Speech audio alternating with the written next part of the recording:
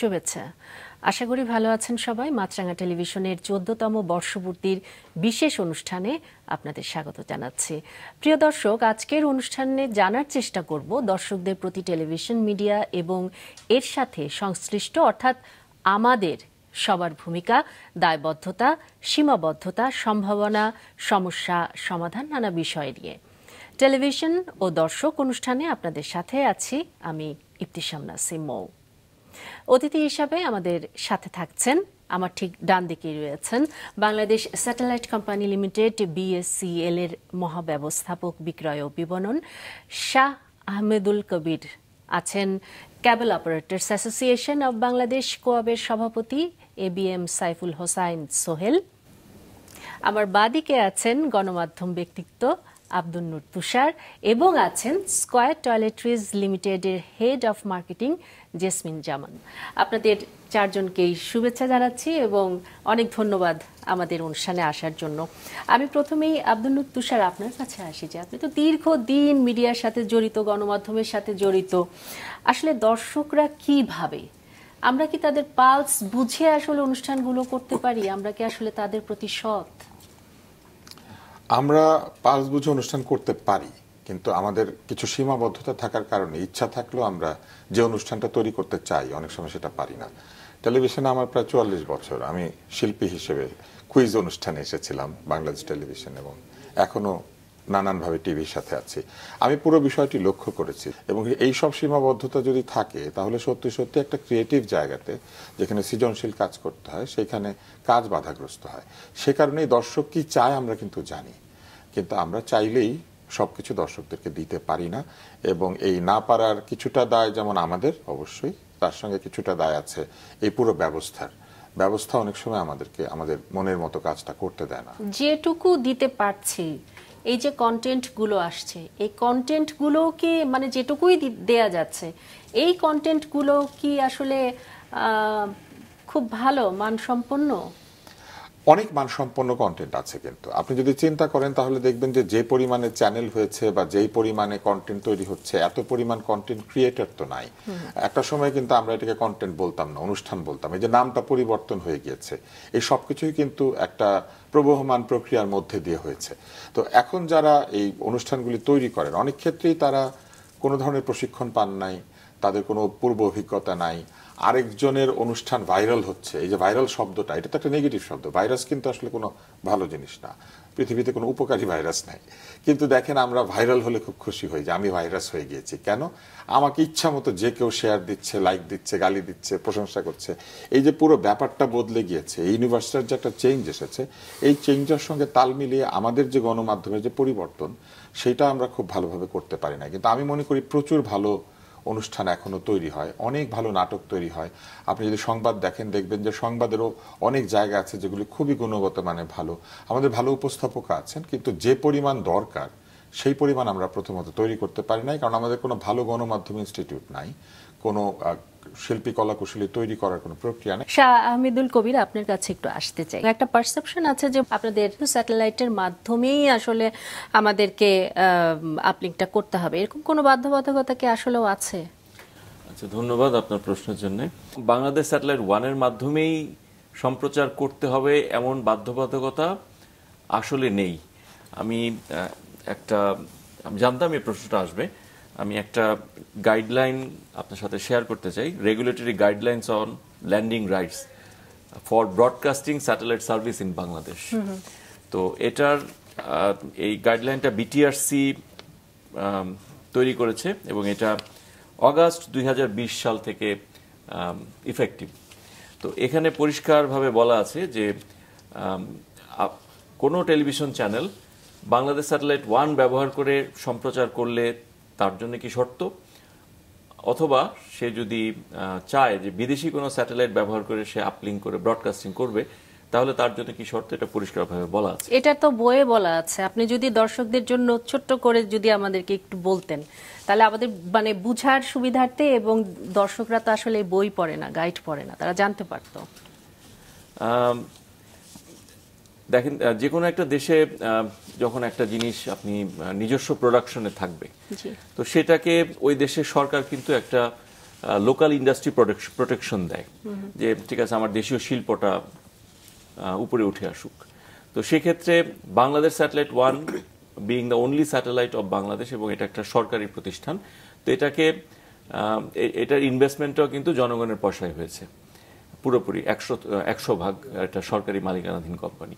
তো সেক্ষেত্রে এই স্যাটেলাইট ব্যবহারকে উৎসাহিত করার জন্য এটার ব্যবহারের বিপরীতে যে রেগুলেটরি ফি, সেটা বিদেশি স্যাটেলাইটে সম্প্রচারের ক্ষেত্রে যে রেগুলেটরি ফি, এই দুইটার মধ্যে একটা তফাৎ রয়েছে।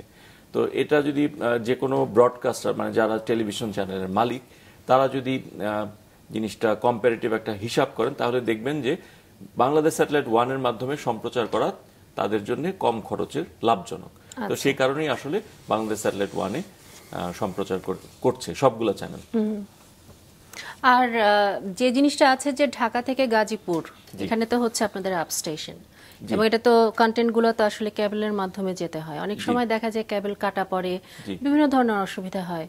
তো এই জায়গাগুলোকে কিভাবে ম্যানেজমেন্ট করা হয়? সামনে এটাকে আরো বেশি উন্নতি করার জন্য কোনো পরিকল্পনা আছে কি? এটা একটা কন্টিনিউয়াস প্রসেস। আমরা এটা যখন প্রথম শুরু করেছি 2019 সালে, তখন এটা যতটুকু ভালনারেবল ছিল, যে তখন গাজীপুর ঢাকা এই রাস্তাটাতে প্রচুর কনস্ট্রাকশনের কাজ হচ্ছিল, ঘন ঘন ফাইবার কাটা যেত।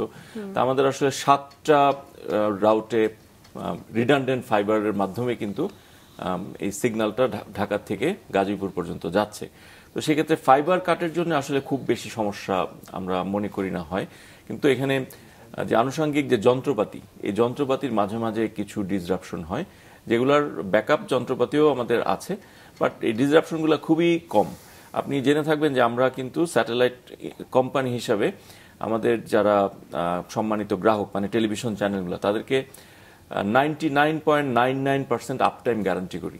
তো সেই ক্ষেত্রে যদি আপনি ওভাবে হিসাব করেন যে কতটুক ডাউন টাইম থাকছে সারা বছরে, সেটা কিন্তু এই যে 0.001% তার থেকে নিচে থাকে সবসময়।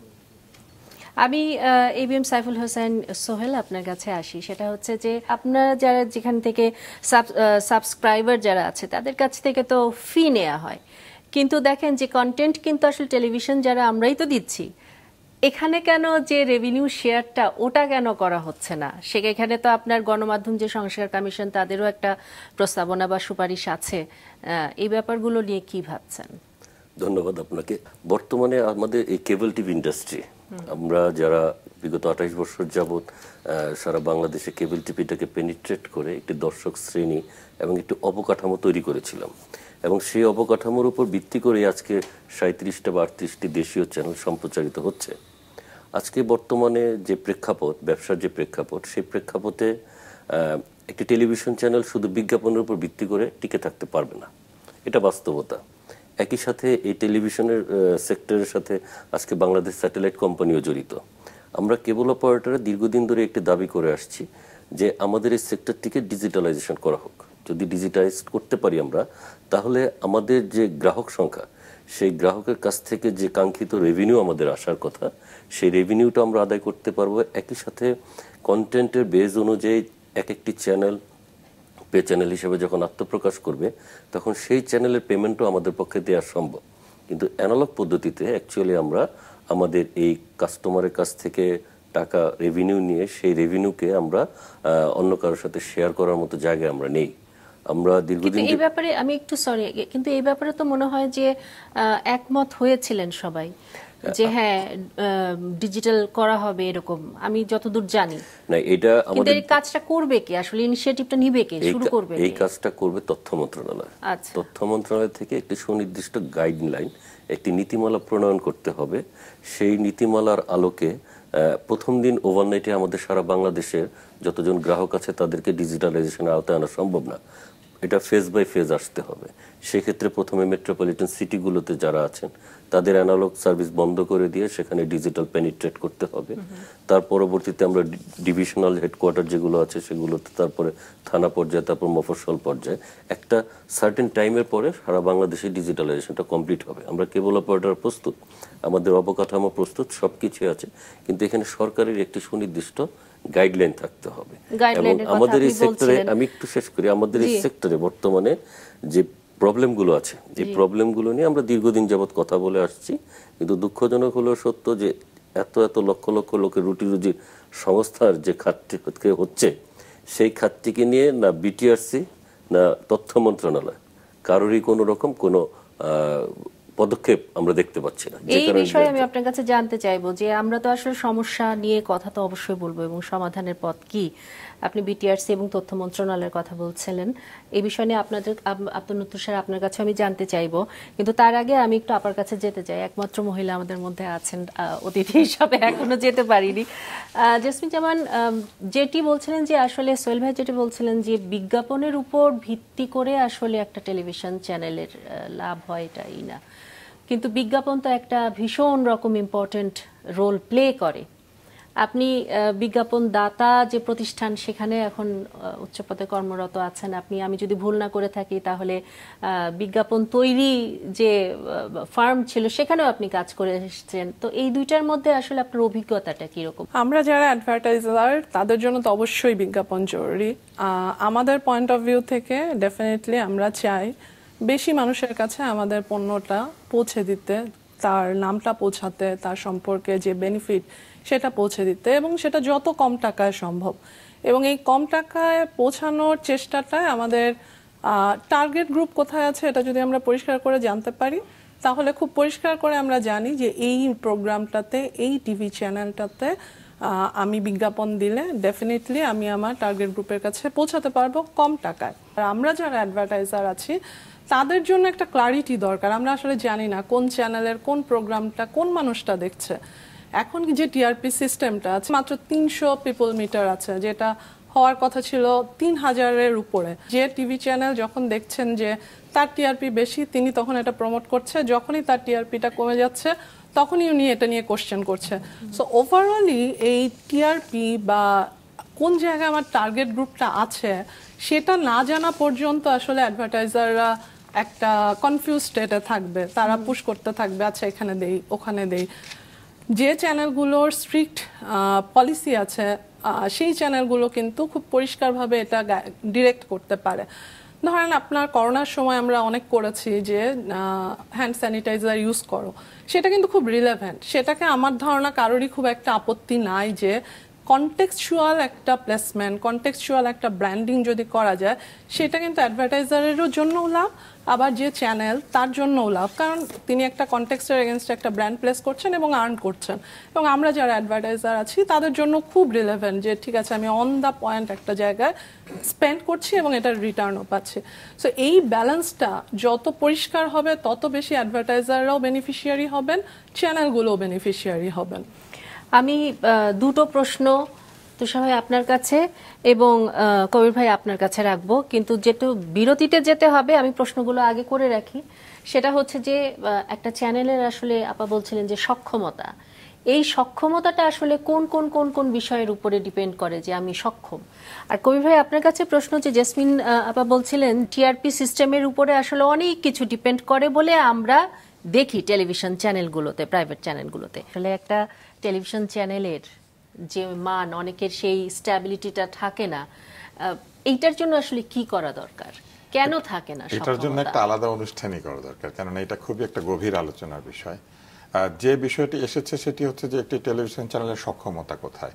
একটি টেলিভিশন চ্যানেলকে শুধু আর্থিকভাবে সক্ষম হলে হয় না, তাকে আসলে মেধার দিক থেকেও সক্ষম হতে হয়, কারণ তাকে প্রতিনিয়ত নতুন অনুষ্ঠান, নতুন ধারণা, নতুন চিন্তা, নতুন গ্রাফিক্স, এমনকি নতুন উপস্থাপক, নতুন ট্যালেন্ট প্রেজেন্ট করতে হয়। তাই টেলিভিশন চ্যানেল আসলে একটা রেল স্টেশনের মতো জায়গা। আপনি দেখবেন রেলগাড়িটা আসে কিন্তু একই মানুষ আসে না, এবং ওই রেলগাড়িটা আসে কিন্তু সেই রেলগাড়িতে প্রতিবার নতুন নতুন জিনিস বিক্রি হচ্ছে, ফেরিওয়ালা নতুন খেলনা নিয়ে উঠছে, নতুন বই নিয়ে উঠছে। তো টেলিভিশনটা আসলে ওই রকম, শরীরটা ঠিক থাকে কিন্তু প্রতিনিয়ত তার চেহারা বদলায়। এখন এইটা হচ্ছে একটা সক্ষমতা, কিন্তু তার সঙ্গে আরেকটা হচ্ছে আর্থিক সক্ষমতা। তাহলে এই ক্ষেত্রে কি কোনো আপনার প্রচারের যে নীতিমালা এরকম কোনো কিছু? এই জন্য বাংলাদেশের এই সম্প্রচার নীতিমালার সঙ্গে সঙ্গে বিজ্ঞাপন দাতা যারা, তাদের জন্য এক ধরনের একটা নীতিমালা তৈরি করা উচিত। আপনি দেখবেন যে ব্রিটেনে গেলে অফকম আছে, সেইখানে কিন্তু টেলিভিশনের সাউন্ড বেশি হলে কম হলে সেটা নিয়ে তারা নোটিশ পায়। একজন উপস্থাপক যদি টকশোর মধ্যে কোনো দিকে একটু ঘেঁষে যায়, বা কোনো রাজনৈতিক বক্তব্য দিয়ে ফেলে, সে কিন্তু নোটিশ পায়। একজন টক শোর আর্টিস্ট যদি কোনো খারাপ ব্যবহার করেন তাইলেও সে নোটিশ পায়। তার মানে কি, একটা কমিশন সারাক্ষণ তদারক করছে যাতে কেউ এই নীতিমালার বাইরে গিয়ে অপারেট করতে না পারে। এই জন্য বিজ্ঞাপনদাতাদের জন্য একটা নীতিমালা থাকা দরকার। আর আরেকটা যেটা যেন আপনি জিজ্ঞেস করেছিলেন যে আর্থিক সক্ষমতা, টেলিভিশনকে ব্যাংক লোন দিতে চায় না, টেলিভিশনকে রিস্কি মনে করে। কেবল অপারেটরদেরকে ব্যাংক লোন দিতে চায় না, এদেরকে রিস্কি মনে করে। এইসব জায়গাতে সরকারকে ইন্টারভিন করতে হবে। ইন্ডাস্ট্রি হিসেবে যেমন টেলিভিশনের যে যন্ত্রপাতিগুলি আছে এইগুলিকে মূলধনী যন্ত্রপাতি হিসেবে সরকার স্বীকার করতে চান না, এটার উপর অনেক কর বসিয়ে দেন। একটা টেলিভিশন যখন একটা চেয়ার আনে সেটাও কিন্তু তার মূলধনী যন্ত্র, কারণ এই চেয়ারটাতে গেস্ট এসে বসবে, এই চেয়ারটা সুন্দর হবে, এটার মধ্যে উনি বসেছে ভাল লাগছে, কিন্তু উনি এটা দিবেন না। কিন্তু আপনি জানেন বাংলাদেশে এরকম কোম্পানি আছে যেখানে টিভির তো মানে যেখানে মূলধনী যন্ত্রপাতি হিসেবে কার্পেট থেকে শুরু করে বদনা সবকিছুকে স্বীকার করা হয়েছে। সরকার একটা ইন্ডাস্ট্রিকে কার্পেট, বদনা, মগ সবকিছুকে মূলধনী যন্ত্রপাতি মনে করবেন, আর আরেকটা জায়গায় বলবেন শুধু ক্যামেরা এবং অন্য কিছু ছাড়া অন্যগুলি মূলধনী না। এমনকি ক্যামেরার বেলাতে ওনারা বলতে থাকেন যে না, এটা আমরা বিবেচনা করবো যেটা মূলধনী যন্ত্রপাতি। টিআরপিরও একটা বিষয় আছে, টিআরপির বিষয়টা আমি কোনভাবে আপনার কাছে আসি। টিআরপির বিষয়টা আসলে যে অভিযোগগুলো আছে একেবারে উড়িয়ে দেয়া যায়? ধন্যবাদ। টিআরপি, টেলিভিশন রেটিং পয়েন্ট, এই সেবাটা বাংলাদেশ স্যাটেলাইট কোম্পানি লিমিটেড শুরু করেছে 2022 সাল থেকে। তো আমরা এটা আমাদের কাছে আসার প্রেক্ষাপটটা এরকম ছিল যে আগে যারা টিআরপি যে সার্ভিসটা প্রোভাইড করতেন তাদের যে রিপোর্টিং ছিল, এই রিপোর্টিংটা ব্যাপারে পুরো টেলিভিশন ইন্ডাস্ট্রির একটা খুব অনাস্থা ছিল। কারণ তাদের একে তো বক্সের সংখ্যা, আমি অফিসিয়ালি জেনেছি মন্ত্রণালয়ের কাছ থেকে যে 70 থেকে 80টা বক্স ছিল। আর তারা ওই 70 থেকে 80টা বক্সের যে রিপোর্ট সেটাও বিভিন্ন চ্যানেলের ফেভারে তারা এটা ম্যানিপুলেট করে উপস্থাপন করতেন এবং এখান থেকে তারা অতিরিক্ত কিছু ইনকাম করতেন। তো এই প্রেক্ষাপটে টেলিভিশন ইন্ডাস্ট্রি 2022 সালে না, ইনফ্যাক্ট 2018 সালেই এই টিআরপি তাদের থেকে নেওয়া বন্ধ করে দেয়, প্রত্যাখ্যান করে এই রিপোর্ট। তো তখন তথ্য সম্প্রচার মন্ত্রণালয় স্যাটেলাইট কোম্পানিকে টার্গেট করে যে satellite company could be one right party যারা এই টিআরপি সিস্টেমটা চালাতে পারে। কেন? কারণ আমরা স্ট্র্যাটেজিক্যালি একটা জায়গায় আছি যে আমরা বাংলাদেশের সবগুলো টেলিভিশন চ্যানেলের আপলিং সার্ভিস দিচ্ছি। তো যেহেতু ওই জায়গাটাতে আমরা একটা শক্ত অবস্থানে আছি যে আমরা নিজস্ব স্যাটেলাইট আছে, আমরা সবাইকে মানে একই একটা সেবা দিচ্ছি। তো সেখান থেকে তথ্য সম্প্রচার মন্ত্রণালয়ের তৎকালীন নেতৃবৃন্দ মনে করলেন যে স্যাটেলাইট কোম্পানি এই কাজটা করতে পারে। তো আমরা প্রথমে কান্টারের যে সিস্টেমটা ছিল, মানে আগে যারা প্রোভাইড করতেন, ওই সিস্টেমটা আমরা হোয়াইট লেভেল হিসাবে কিনে নেওয়ার চিন্তা করলাম। তো পরে দেখা গেল যে এটা এত বেশি তারা একটা দাম চাচ্ছে, অস্বাভাবিক। তো আমাদের কাছে মনে হলো যে এটা আমাদের পক্ষে অ্যাফোর্ড করা সম্ভব না। তখন আমরা একটা নেতৃত্বস্থানীয় প্রাইভেট ইউনিভার্সিটির কম্পিউটার সায়েন্স ডিপার্টমেন্টের সাথে সমন্বয় করে আমরা একটা লোকাল একটা সফটওয়্যার প্ল্যাটফর্ম ডেভেলপ করলাম এবং আমরা যে যন্ত্রগুলা, মানে এগুলোকে আপনারা যে পিপলস মিটার বলছেন বা টিআরপি বক্স যেটা হাউস হোল্ডে বসানো হয়, এটা এখানে আমরা লোকালি কাস্টমাইজ করলাম। তো ধাপে ধাপে ধাপে ধাপে আমরা কিন্তু আজকে একটা জায়গায় পৌঁছেছি। আমরা কিন্তু কন্টিনিউয়াসলি এই প্র্যাকটিসটা করি যে টেলিভিশন চ্যানেলগুলোর যে মার্কেটিং ডিপার্টমেন্ট, যারা টিআরপির মেইন গ্রাহক, তাদেরকে আমরা প্রতিনিয়ত আমাদের অফিসে গ্রুপ করে আমরা ইনভাইট করছি, তাদেরকে আমরা সিস্টেম ডেমনস্ট্রেট করছি এবং আমরা তাদের কাছ থেকে শোনার চেষ্টা করছি যে কোথায় ইমপ্রুভমেন্টের সুযোগটা আছে। আমি এবিএম সাইফুল হোসেন সোহেল আপনার কাছে আসি। আরেকটা বিষয় আপনি তুলেছিলেন মাত্র, আপনাকে আমার তখন থামিয়ে দিতে হয়েছিল, যে তথ্য মন্ত্রণালয় এবং বিটিআরসি তারা বেশ কিছু মানে তাদের কাছ থেকে প্রবলেম আপনারা ফেস করেছিলেন। তথ্য মন্ত্রণালয় এবং বিটিআরসির জায়গা থেকে যেটা আমি বলছি সেটা হলো আজকে এত বড় একটা ইন্ডাস্ট্রি, যে ইন্ডাস্ট্রির সাথে কেবল অপারেটর, টেলিভিশন চ্যানেল ওনার এবং টেলিভিশন চ্যানেলের সাথে জড়িত শিল্পী, কর্মকর্তা, কলা কুশলী যারা আছেন সবাই একই সাথে কেবল অপারেটর এবং টেলিভিশন ওনারদের সাথে আবার বাংলাদেশ স্যাটেলাইটেরও ভবিষ্যৎ জড়িত। সেই হিসাবে এই সেক্টরটাকে যে পরিমাণ অ্যাসিস্ট করা দরকার, যে পরিমাণ সাপোর্ট দেওয়া দরকার, যেভাবে আইন কানুনগুলো করা দরকার, আইনের প্রয়োগ দরকার, সেগুলো আসলে হচ্ছে না। এত বড় একটা সেক্টর, এখানে কন্টেন্টের কোনো সিকিউরিটি নেই। আপনি একজন টেলিভিশন ওনার হিসাবে কন্টেন্ট ক্রিয়েট করছেন, কিন্তু রিপ্রোডাকশন ভ্যালু আপনি পাচ্ছেন না। আপনার কন্টেন্টটা পাইরেসির মাধ্যমে বিভিন্ন মাধ্যমে সেটা বিক্রি হয়ে যাচ্ছে এবং সেখান থেকে আপনি কোনো রেভিনিউ জেনারেট করতে পারছেন না। আপনি ওটিটি প্ল্যাটফর্মের কথা বলেন, যেখানে আপনি একটি নাটক বিক্রি করবেন, যেখানে একটি সিনেমা বিক্রি করবেন, সেটা আপনি একবার, দুইবার, তিনবার বিক্রি করে যে অর্থটা আপনি জেনারেট করবেন, রেভিনিউটা জেনারেট করার কথা, সেটা কিন্তু পারছেন না। কারণ আমার দেশের সরকারের সেই মানে কর্মদক্ষতা বলেন, বা যদি মনে করেন যে উদাসীনতা, আমি বলবো উদাসীনতাই। কারণ এই যে এত বিশাল একটা সেক্টর, সেই সেক্টরটাকে কিভাবে সঠিকভাবে পরিচালনা করবে, সেখানে স্যাটেলাইট কোম্পানির ভূমিকা কি হবে, তথ্য মন্ত্রণালয়ের ভূমিকা কি হবে, বিটিআরসির ভূমিকা কি হবে, টেলিভিশন চ্যানেলগুলো কিভাবে চলবে, বিজ্ঞাপন কিভাবে আসবে, এজন্য একটা সুনির্দিষ্ট কমিশন দরকার। যেটা আমরা সংস্কার কমিশনের কাছে দাবি করেছি যে ইন্ডিয়াতে যেমন আছে একটা regulatory commission, tribe, telecommunication regulatory authority of India, সেখানে সমস্ত স্টেক হোল্ডারদেরকে নিয়ে একটি কমিশন করা হয়েছে। সেই কমিশন নির্ধারণ করে কোন চ্যানেল গ্রাহকের কাছে কত টাকায় বিক্রি হবে, কোন চ্যানেলে কন্টেন্ট কিভাবে চলবে, কোন চ্যানেল কিভাবে পরিচালিত হবে, কোন কোন মাধ্যমে চ্যানেল কোন কোন ভাবে পরিচালিত হবে, যেটা আমাদের দেশে খুবই জরুরি একটা, মানে আমি মনে করি খুব জরুরিভাবে করা উচিত। কারণ এতগুলো চ্যানেল বর্তমানে বাংলাদেশে এসেছে, এই চ্যানেলগুলোকে আপনি লাইসেন্স দিয়েছেন, কেবল অপারেটরদেরকে আপনি লাইসেন্স দিয়েছেন, বিটিআরসিকে আপনি লাইসেন্স অথরিটি বানিয়েছেন, তথ্য মন্ত্রণালয় লাইসেন্স অথরিটি, কিন্তু আপনি সে লাইসেন্স দেওয়ার পরে সেই শিল্পটা কিভাবে টিকবে, তারা কিভাবে ব্যাট প্রদান করবে, তারা কিভাবে পরিচালিত হবে, কত টাকা আর্ন করলে কত টাকা সরকার রেভিনিউ পাবে, সরকার কিভাবে আরো বেশি মানে এই বিষয়ে কি কোনো নীতিমালা নাই? না আপনি বলছিলেন যে সদিচ্ছা আইন আছে কিন্তু আইনের প্রয়োগ নাই। আমি এই যে আইন আছে, আইনের প্রয়োগ নাই, এটা কবির ভাই আপনার কাছে ওই করব, কিন্তু জেসমিন আপা আপনার কাছে আমি একটু আসি। আপনি বলছিলেন খুব গুরুত্বপূর্ণ একটা কথা, সেটা হচ্ছে যে প্রোডাক্ট সেল, এই বিষয়টার দিকে আপনাদেরকে নজর দিতে হয়। কিন্তু এমন তো অনেক আছে যে মানসম্পন্ন বিজ্ঞাপন তৈরি হচ্ছে না। তাহলে আসলে যারা বিজ্ঞাপন তৈরি করছেন এবং যারা বিজ্ঞাপনটাকে ডিস্ট্রিবিউশন করছেন, কোনটা বেশি জরুরি, প্রোডাক্ট সেল নাকি সামাজিক যে দায়বদ্ধতা সেইটা, প্রফিট নাকি মানে প্রফিট ছাড়াও যে আরো কিছু আছে আমাদের হাতে সেটাকে দেখা? দেখেন, ম্যানুফ্যাকচার হিসাবে বা অ্যাডভার্টাইজার হিসাবে আমি কখনোই বলতে পারবো না যে প্রফিট ইজ সেকেন্ডারি, বাট এই দুটো জিনিসই কিন্তু ব্যালেন্স হয়ে চলতে হবে। আমাকে প্রফিটও সিকিউর করতে হবে এবং অবশ্যই সামাজিক দায়বদ্ধতা, কালচারাল, আমার যে কালচারাল যে সেন্টিমেন্ট আছে সেটাকে ম্যানেজ করা, সেটাকে মেনটেন করা, এটাকে ইকুয়ালি প্রায়োরিটি দিতে হবে। এখন অনেক ক্ষেত্রেই ডেফিনেটলি আমি হয়তো দিব, আরেকজন দিবেন না। সো সেই জন্যই কিন্তু সম্প্রচার নীতিমালা আছে, যেখানে পরিষ্কার করে কিছু গাইডলাইন দেওয়া আছে যে কি কি করা যাবে এবং কি কি করা যাবে না। খুব সাধারণ একটা বিষয় বলি, ধরুন একটা একমাত্র কথাটা বলতে হলে আপনার কিছু ডকুমেন্ট সাপোর্ট দিতে হবে যে আমার টুথপেস্টটা একমাত্র হার্বাল টুথপেস্ট বাংলাদেশে। সো আরেকটা হার্বাল টুথপেস্ট এসে ডেফিনেটলি এটা কমপ্লেন করতে পারে যে তোমার টুথপেস্টটা একমাত্র না, বিকজ আমিও আছি। তো এই কথাটা যখন সম্প্রচার নীতিমালায় আছে কিন্তু যে এটা করা যাবে না যদি একের অধিক হতে থাকে, কিন্তু কার কাছে কমপ্লেন করব? করা হলো, একটা মন্ত্রণালয়ে একটা চিঠি দেওয়া হলো, এই চিঠিটা কিন্তু ওখানেই রয়ে গেছে। বাংলাদেশে কেউ নাই যে এটার এগেইনস্টে সেই সম্প্রচার নীতিমালা রয়েছে সেটার এক্সিকিউশনে বা ইমপ্লিমেন্টেশনে গিয়ে আমাদেরকে সাপোর্ট দিচ্ছে।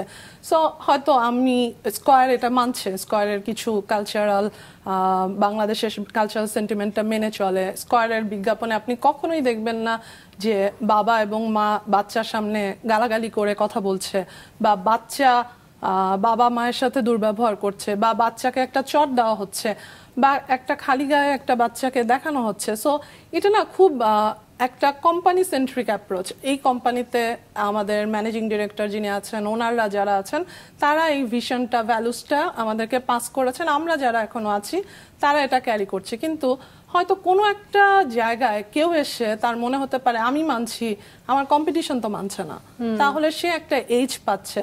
তো তারপরে যদি আমি রেগুলেটরি সাপোর্ট না পাই, তাহলে কোনো একজন ব্র্যান্ড ম্যানেজার, কোনো একজন মার্কেটিং ম্যানেজার একটা সময় গিয়ে এই হালটা ছেড়ে দিবে, না আমার দরকার নেই, ঠিক আছে আমি এই যে একটা ব্যালেন্সড গেম খেলছি, আমি কালচারাল জিনিস মেনটেন করছি, সেন্টিমেন্ট মেনটেন করছি, এটা করে তো লাভ হচ্ছে না। আরেকটা কোম্পানি তো ঠিকই একমাত্র বলে এখানে রেগুলেশন বাইপাস করে, কিন্তু আমাদের নীতিমালায় তো আছে, নীতিমালায় আছে, নীতিমালা কোথাও এক্সিকিউটেড হচ্ছে না। এটা না কি একটা অদ্ভুত বিষয় যে বাংলাদেশে নীতিমালা অনেক আছে না, এই আইনের প্রয়োগ নাই বাংলাদেশে। এই কথাটা কি মানে এটা কি মানে ট্রেন্ড নাকি এটা কেন আসলে কি জন্য? বাংলাদেশের বিভিন্ন জায়গাতে আইনের প্রয়োগ নাই, কিন্তু এই ডিজিটাল যে ভুবন, সেই ভুবনে আইনের প্রয়োগ করা আসলে একটু কঠিন। এইখানে কিন্তু মানে মানুষ পাহারা দিতে পারে না, এখানে ডিজিটাল পাহারাদার দিতে হয়। আপনি দেখবেন যে ইউটিউবে যদি একটা কপিরাইট কেউ ভঙ্গ করে তাহলে সে অটো একটা স্ট্রাইক পায়। এইটা কিন্তু কোনো মানুষ বসে করে না, এটার একটা সফটওয়্যার আছে, একটা প্ল্যাটফর্ম আছে, সে নিজে নিজে ডিটেক্ট করতে থাকে এবং এই কপিরাইট ক্লেম করতে থাকে, স্ট্রাইক করে, বন্ধ করে দেয়, মেটা যেটা করে। তো আজকে এই যে 37টা 38টা টিভি চ্যানেল হয়েছে, এখানেও যখন কন্টেন্ট যাচ্ছে, ওটিটিতে কন্টেন্ট যাচ্ছে, বিভিন্ন কন্টেন্ট পাইরেসি হচ্ছে, আমাদের এখানে অনেক পাইরেটেড কন্টেন্ট চলছে, এই সব কিছুকে বন্ধ করার জন্য আসলে একটা সক্ষমতা দরকার। এটা হচ্ছে কারিগরি সক্ষমতা, সেই সক্ষমতার জন্যই কমিশন দরকার। নতুন কোন সফটওয়্যার না, এগুলো আছে, মানে পৃথিবীতে আছে, তো এটা তো হচ্ছে, কিন্তু এই কাজগুলি করার জন্য আসলে মানসিকতা, বিনিয়োগ এবং সরকারের নীতিমালা দরকার।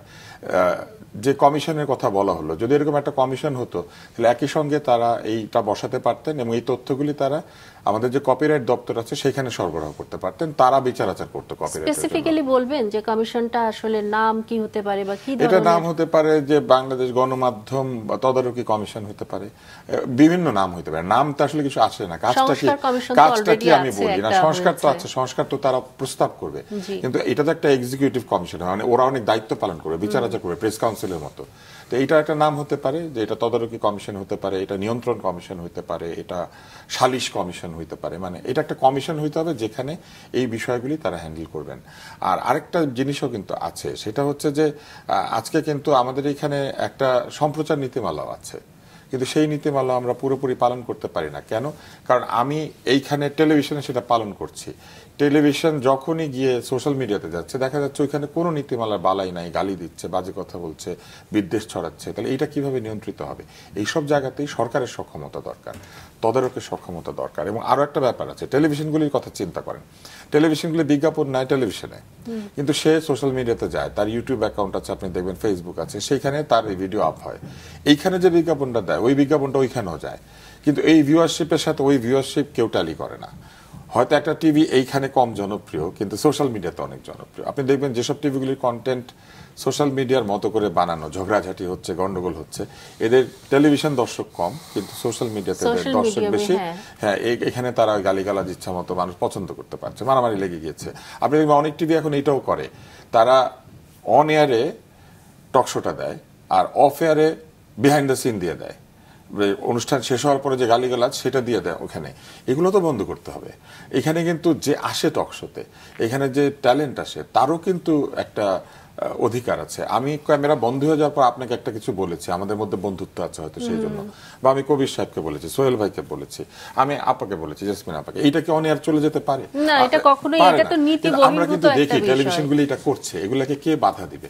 তারপরে কেবল অপারেটরদের কিন্তু অনেক অভিযোগ আছে নানান রকম। সামনে তো আসলে তুষার ভাই এআই এর যুগ আসছে। জেসমিন আপা, আপনি আপনার কাছে আসি, সেটা হচ্ছে যে তুষার ভাই খুব গুরুত্বপূর্ণ একটা পয়েন্ট তুললেন যে এখন তো বিজ্ঞাপন শুধুমাত্র টেলিভিশন কেন্দ্রিক না, বিভিন্ন মাধ্যমে কিন্তু এখন বিজ্ঞাপন যায়। তাহলে বিজ্ঞাপন যে সংস্থাগুলো, এরা আসলে কিভাবে জিনিসটাকে ব্যালেন্স করে? আপনাদের বাজেট কি বেড়েছে?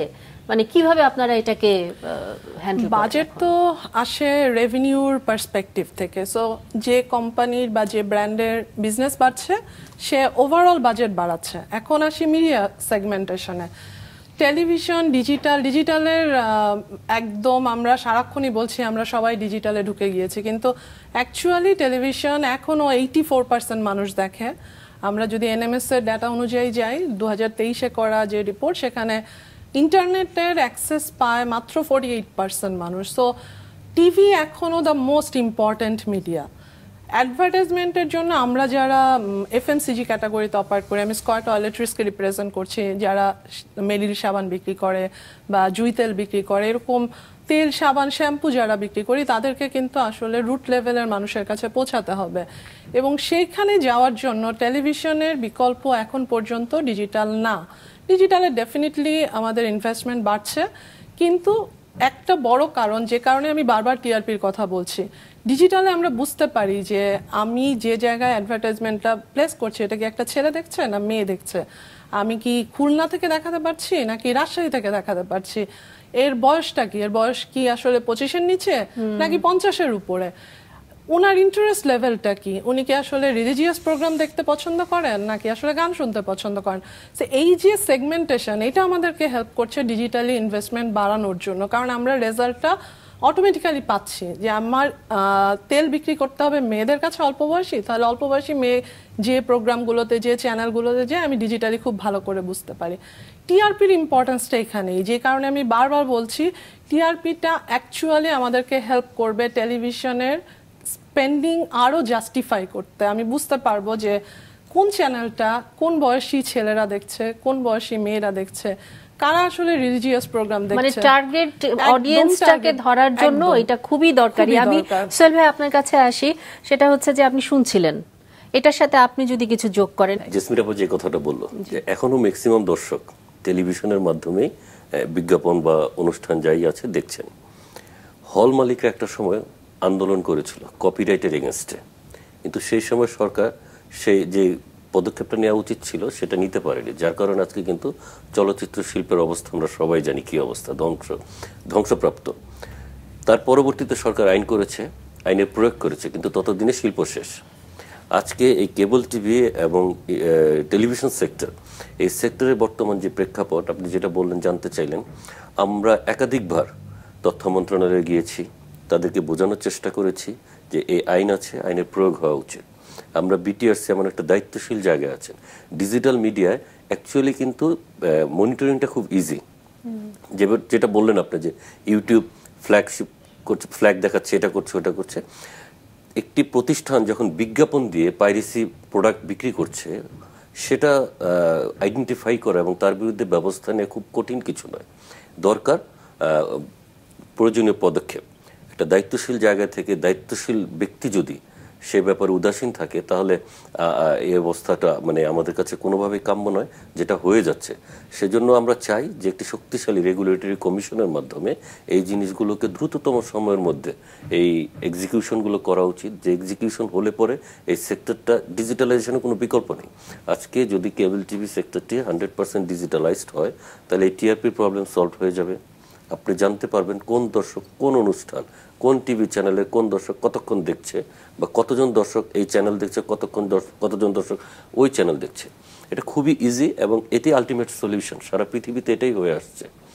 আমাকে এখন এই ডিজিটালাইজেশন বাস্তবায়ন করা এবং এই ডিজিটালাইজেশন বাস্তবায়ন হলে পরে এই সমস্যাগুলো সমাধানের পরে, তাহলে আমাদের এই সেক্টরে যে হতাশা, যে দৈন্যদশা, সেটা দূর হওয়া খুবই খুবই মানে সময়ের ব্যাপার, বাট প্রয়োজন সঠিক সময় সঠিক পদক্ষেপ। কবির ভাই, আপনি শুনছিলেন, সঠিক সময়ে সঠিক সিদ্ধান্ত এবং তার বাস্তবায়ন। নীতিমালা আছে কিন্তু বাস্তবায়ন নাই, হতাশা। কিন্তু এটা তো একটা ভীষণ রকম সম্ভাবনাময় একটা সেক্টর, প্রফিটেবল সেক্টর। তাহলে এই সেক্টরে এসে কেন এরকম হতাশা থাকবে? কেন এরকম এত প্রফিটেবল একটা জায়গা, সেখানে আমাদের একটা শিল্প, এই জায়গায় এসে কেন নীতিমালা বাস্তবায়ন হবে না? আমি আপনার কাছে একদম সবশেষে এসেছি, আপনি আমাকে।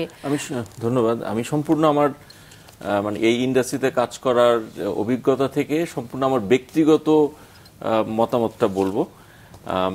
যেটা আমি দেখেছি, ধরেন আমরা বিটিআরসির কথা বারবার বলছি। বিটিআরসি ডাক ও টেলিযোগাযোগ বিভাগের বা ডাক, টেলিযোগাযোগ এবং তথ্য প্রযুক্তি মন্ত্রণালয়ের আওতাধীন একটা প্রতিষ্ঠান। এটা একটা স্বাধীন কমিশন। তো এটা কিন্তু প্রতিষ্ঠিত হয়েছিল সেই আমার যতদূর খেয়াল আছে 1998 সালে বা 97 সালে, ওই সময়টাতে। তো এত বছরে কিন্তু বিটিআরসি একটা শক্ত অবস্থান তৈরি করতে পেরেছে। এবং টেলিকম সেক্টরে আপনি দেখবেন যে মানে টেলিকম সেক্টর রিলেটেড যেই ইন্ডাস্ট্রি, মানে যেই স্টেক হোল্ডাররা আছে, সবাই কিন্তু একটা লাইসেন্সিং এর আওতায় আছে এবং তারা একটা কন্ট্রোলে চলে। তাদেরকে লাইসেন্স ফি দিতে হয় এবং তারা যদি লাইসেন্সিং এর কোনো আপনার টার্মস এন্ড কন্ডিশনস ভায়োলেট করে, তাদেরকে জবাবদিহিতার আওতায় আনা হয়, জরিমানা করা হয়। আপনারা দেখেছেন বড় বড় টেলিকম প্রতিষ্ঠানও কিন্তু অনেক বড় বড় জরিমানা দিতে বাধ্য হয়েছে। তো এই প্রেক্ষাপটে তথ্য ও সম্প্রচার মন্ত্রণালয়, মানে মন্ত্রণালয় হলো প্রাথমিকভাবে রেগুলেটর। তো তারপরে যেহেতু আপনি যখন একটা মন্ত্রণালয় যাবেন, আপনি দেখবেন যে এখানে লোকবল কিন্তু খুবই কম। মানে ধরেন তথ্য ও সম্প্রচার মন্ত্রণালয়, এখানে সর্বসাকুল্যে আমার ধারণা 50 থেকে 60 জন। মানে কি লোকবল বাড়ানো যায় না? আমি বলছি সেটা যে মন্ত্রণালয় এর থেকে বাড়বে না। মন্ত্রণালয় কি করবে? মন্ত্রণালয় তার কাজটা এরকম একটা কমিশন গঠনের মাধ্যমে তার কাছে দিয়ে দিবে। হ্যাঁ, তো এখানে গণমাধ্যম সংস্কার যে কমিশনটা হয়েছিল এটা একটা সাময়িক, মানে তারা একটা টোটাল একটা ইভ্যালুয়েশন করে এই সেক্টরটাতে কি হচ্ছে তারা একটা মানে তার ফাইন্ডিংসগুলোর এগেইনস্টে কিছু রিকমেন্ডেশন দিয়েছে। এর মধ্যে একটা গণমাধ্যম কমিশন, যেটা নাম নিয়ে তুষার ভাই বলছিলেন যে গণমাধ্যম কমিশন, মানে গণমাধ্যম কমিশন নাম দিয়েই কিন্তু একটা কমিশন করার প্রস্তাবনা তথ্য সম্প্রচার মন্ত্রণালয় খুবই সক্রিয় বিবেচনায় আছে। তো এই কমিশনটা হলে সোহেল ভাইয়ের যে ফ্রাস্ট্রেশন যে এই সেক্টরটাকে দেখার কেউ নাই, ওনাদের সাথে আমরা বিভিন্ন সময় কথা বলেছি, আমরা দেখেছি যে ওনাদের যেই সার্ভিসটা এটা দেখা যাচ্ছে যে আইএসপি গুলা দিয়ে দিচ্ছে। তো আইএসপি গুলাকে আবার বিটিআরসি কোনো একটা জায়গায় হয়তো, মানে যেহেতু তাদের লাইসেন্সে, তো বিটিআরসি তাদেরকে টেক কেয়ার করছে, কিন্তু ওনাদেরকে টেক কেয়ার করার মতো আসলে ওইরকম মানে শক্ত কোনো মানে আপনার প্রতিষ্ঠান নাই। তো পাইরেসির শিকার হচ্ছেন ওনারা। তো এই গণমাধ্যম কমিশন যখন গঠন হবে এবং এটা কাজ করা শুরু করবে, তখন আস্তে আস্তে এই সেক্টরটা আপনার ইয়েতে আসবে, হবে। এই ভবিষ্যৎ নিয়ে মানে কবে হবে এটা এখন সম্পূর্ণ সরকারের নীতিগত সিদ্ধান্ত। এখানেই হচ্ছে প্রশ্ন যে এই যে নীতিগত সিদ্ধান্ত, এইটা মানে নীতিগত সিদ্ধান্ত শুধু সিদ্ধান্তেই রয়ে যায়, সেটা আর বাস্তবায়ন হয় না। তারপরেও যেহেতু সম্ভাবনার কথা বলবো, সমস্যার কথা এসছে এবং সেটার সমস্যার সমাধান কিভাবে করা যায় সেটাও আমরা সবাই জানি। এখন সময়ের ব্যাপার, সোহেল ভাই যেটা বলছিলেন সময়ের ব্যাপার। আমি একদমই অনুষ্ঠানের একদম শেষ ভাগে চলে এসেছি। আপনাদের চারজনকেই আমি অনেক ধন্যবাদ জানাচ্ছি আমাদের অনুষ্ঠানে এসে যোগ দেওয়ার জন্য। প্রিয় দর্শক, এই যে এত আয়োজন সবই আপনাদের জন্য। এখানে কেবল গণমাধ্যম কাজ করলেই কিন্তু হবে না, আন্তরিকভাবে সংশ্লিষ্টতা থাকতে হবে আপনাদেরও। মতামত দিন, প্রশ্ন করুন, পরামর্শ দিন, কারণ গণমাধ্যম জবাবদিহিতা দিতে বাধ্য। মাছরাঙা টেলিভিশন আপনাদেরই টেলিভিশন। আপনাদের স্বতঃস্ফূর্ত অংশগ্রহণে যেটুকু ঘাটতি আমাদের আছে তা কাটিয়ে উঠতে গুরুত্বপূর্ণ ভূমিকা রাখবে। ধন্যবাদ।